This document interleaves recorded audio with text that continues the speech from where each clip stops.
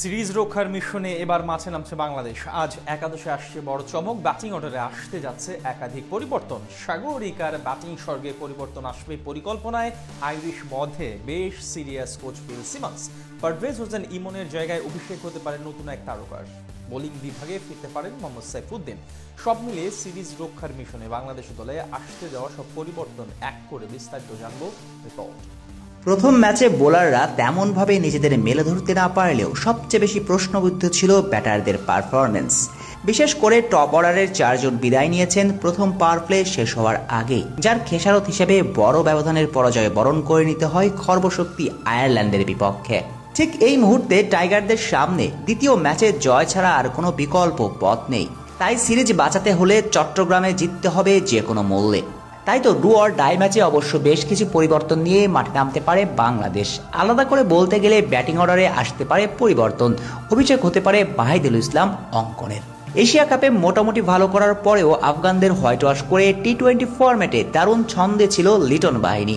কিন্তু ওয়েস্ট ইন্ডিজের কাছে 3-0 ব্যবধানে পরাজয়ের পর এবার আইরিশদের বিপক্ষেও আছে বড় শঙ্কার মাঝে। সিরিজ রক্ষায় গুরুত্বপূর্ণ লড়াইয়ে অবশ্য ওপেনিং পজিশনে আসতে পারে পরিবর্তন। প্রথম ম্যাচে 4 নম্বরে ব্যাটিং করতে নামলেও আজ সাইফ হাসানকে দেখা যেতে পারে উদ্বোধনী ব্যাটার হিসেবে।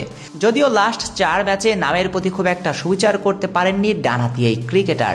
তার সঙ্গে বহাল থাকতে পারে শেষ 3 ম্যাচে 2টি হাফ সেঞ্চুরি করা তানজিদ তামিম। প্রথম ম্যাচে ব্যর্থ হলেও এই ম্যাচে তার উপর অনেকখানি নির্ভর করবে বাংলাদেশ দলের সাফল্য। সেক্ষেত্রে বাদ পড়তে পারেন ফর্মের বাইরে থাকা পারভেজ হোসেন ইমন। 3 নম্বরে নামতে পারেন অধিনায়ক লিটন কুমার দাস। নামের প্রতি সুবিচার করতে না পারা এই ডানহাতি ব্যাটারের ফর্মে ফেরাটা অবধারিত হয়ে দাঁড়িয়েছে। সিরিজ বাঁচাতে হলে তার রান করা ছাড়া কোনো বিকল্প নেই। মিডল অর্ডারে স্বস্তির খবর হলো তাহিদ হৃদয়ের ফর্মে ফেরা। প্রথম ম্যাচে বাকিরা প্রমাণ করতে না পারলেও তার 83 রানের অপরাজিত ইনিংস ছিল একমাত্র প্রাপ্তি। তাই দ্বিতীয় টি-20তেও তার কাছ থেকে সেরকম কিছুই আশা করছেন সকলে।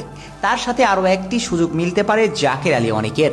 এছাড়া অভিষেক হতে পারে তরুণ ডানহাতি ব্যাটার ওয়াহিদুল ইসলাম অঙ্কনের। প্রথমবারের মতো টি-20 স্কোয়াডে জায়গা পাওয়া অঙ্কন এখন অবধি 71টি স্বীকৃত টি-20 ইনিংসে ব্যাট করে 1188 রান করেছেন। প্রায় 130 ছুঁই তার স্ট্রাইক রেট। ফিনিশার হিসেবে রিশাদ হোসেন এবং তানজিম হাসান সাকিব থাকবেন বড় ভূমিকায়, যদিও তার মূল পরিচয় বোলিং ইউনিটের আস্থা। এদিকে স্পিন ডিপার্টমেন্টে নাসিমের বদলে ফিরতে পারেন শেখ মাহাদি হাসান।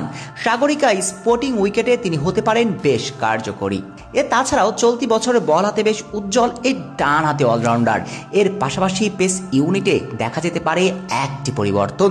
প্রথম ম্যাচে বল হাতে বেশ খরুচে ছিলেন শরীফুল ইসলাম, তাই তার জায়গায় ফেরানো হতে পারে অলরাউন্ডার মোহাম্মদ সাইফুদ্দিনকে। তাদের সাথে থাকতে পারেন কাটার মাস্টার মুস্তাফিজুর রহমান।